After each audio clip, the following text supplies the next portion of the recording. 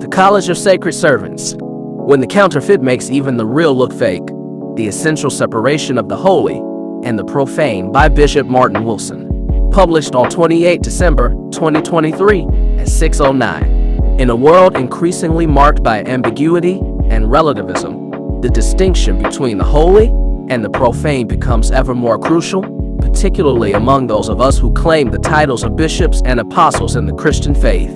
Over the last few weeks, I have become very fascinated with the writings of Saint Augustine. Saint Augustine, a towering figure in Christian theology, once wisely said, "In essentials, unity; in non-essentials, liberty; in all things, charity." This profound statement underscores the importance of discernment and the necessity of maintaining a clear separation between what is sacred and what is worldly. The burden of leadership and faith.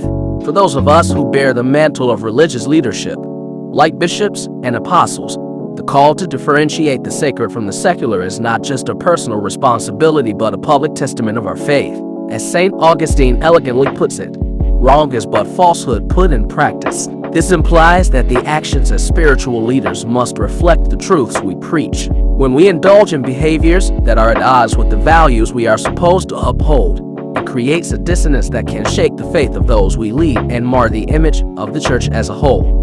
Holiness versus worldliness, a clear demarcation. The struggle to maintain holiness in a world that often celebrates the profane is a challenge for all believers, more so for those of us in positions of authority within the church. St. Augustine's insights are particularly relevant here.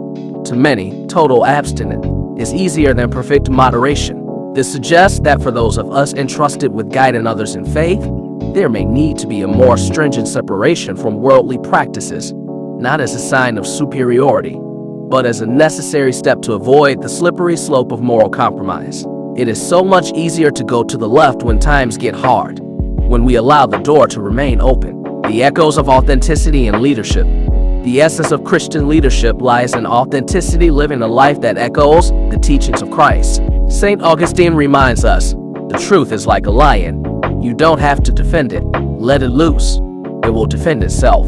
Therefore, a true bishop or apostle doesn't just speak of holiness but embodies it in their everyday life, setting a standard for others to follow. The call for heartfelt examination. In witnessing the conflation of the holy and the profane among some leaders, we must also heed Saint Augustine's advice. Return to your heart. This call for introspection invites us to examine our hearts continually, ensuring that our actions and beliefs are in harmony. It's a call to guard against the hardening of our hearts and to remain true to the sanctity of our faith. Conclusion.